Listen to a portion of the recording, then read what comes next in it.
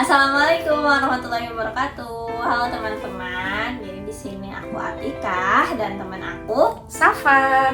Kita di sini mau sedikit cerita-cerita nih untuk memenuhi tugas mata kuliah kita komunikasi antar budaya dan agama, yaitu tentang culture shock.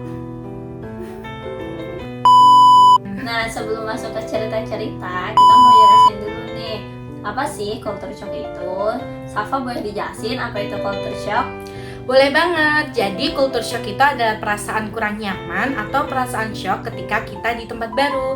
Jadi kita belum terbiasa gitu di tempat baru tersebut. Nah, untuk Atikah ada nggak sih tahapan culture shock itu?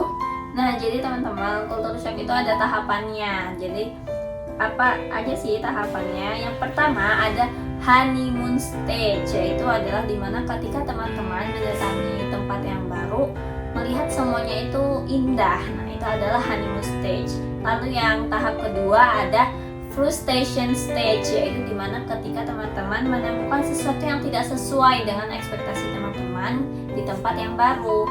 Lalu yang ketiga ada adjustment stage, yaitu adalah ketika teman-teman sudah bisa menyesuaikan apa-apa yang tadi teman-teman lihat tidak sesuai dan teman-teman mulai bisa menyesuaikan diri teman-teman.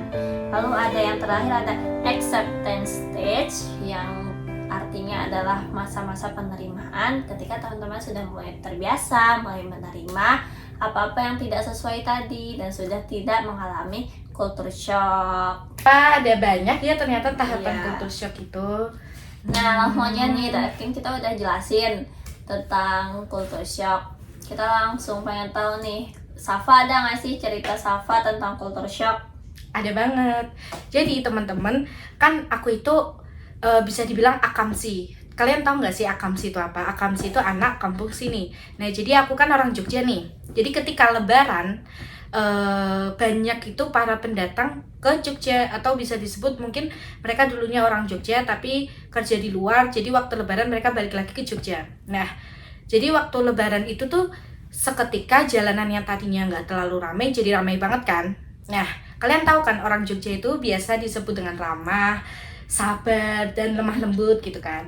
Tapi waktu para pendatang itu, kalian bisa pikir-pikir lah kira-kira mereka itu plat apa yang gak sesabar itu. Jadi ketika lampu merah udah hijau kan ya Atika, tiba-tiba mereka tuh langsung din gitu.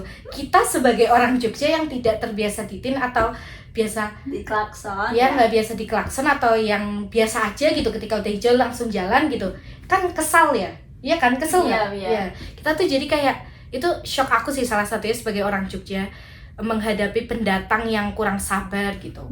Ya. Terus itu kan udah shock ya, Safa udah ditintin kayak gitu. Terus Safa gimana sih caranya biar Safa tuh udah menerima pada akhirnya dengan segala klakson-klakson itu? Ya, menerima dengan lapang dada, sabar. Toh juga nanti pas mereka balik ke kampung halamannya mereka kan ya, ke tempat kerja mereka juga, kita juga bakal nggak ada di klakson kayak tadi gitu loh. Jadi kita ya mau nggak mau ya sabar, terbiasa gitu. Terus untuk Atika sendiri nih, kira-kira ada cerita nggak culture shock yang kamu alami di kehidupan kamu gitu? Ada, terutama di saat, jadi dulu kan aku SMA-nya itu mondok di Bogor. Bogor itu kan di luar Jogja ya, di Jabodetabek. Salah satu yang membuat aku culture shock adalah dari faktor bahasanya.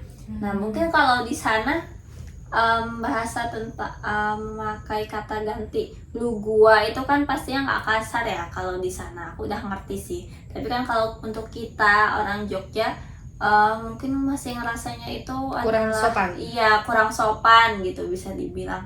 Jadi ketika ada teman-teman aku yang ngomong pakai lu gua, aku kaget waktu itu di awal-awal kesana. Apalagi juga nggak cuma teman-teman yang sebaya aku juga sempat dengar dan lihat orang tua itu juga ngomongnya pakai lu gua gitu. Jadi aku kaget karena kan kita hidup di Jogja itu semuanya bicaranya harus sopan santun. Maksudnya bukan berarti nggak sopan ya pakai lu gua gitu ya, kan tergantung kulturnya mereka juga. Nah, seperti itu gitu sih. Terus yang kamu apa ya, gimana sih caranya biar kamu terbiasa dengan culture shock itu? Lama-lama pastinya karena aku hidup di sana udah berapa tahun ya, mungkin sekitar 2,5 tahun. Jadi aku udah mulai terbiasa sih sama ada yang ngomong lu gua kayak gitu, tapi itu ketika di sana aja, lama-lama aku terbiasa. Di Jogja? Kalau di Jogja, kalau misalkan ada orang-orang yang aku tahu dia orang asli Jogja, ada yang ngomong pakai lu gua, nah itu aku akan mengkain culture shock lagi, kayak kamu orang Jogja ngapain pakai lu gua gitu. Tapi ini bukan berarti maksudnya negatif gitu ya teman-teman. Oh, gitu teman-teman. Tadi ini adalah 2 cerita kami terkait culture shock. Oke, kalau semisal kalian punya cerita terkait culture shock, jangan lupa komen di bawah ini. Cerita ya. Dadah.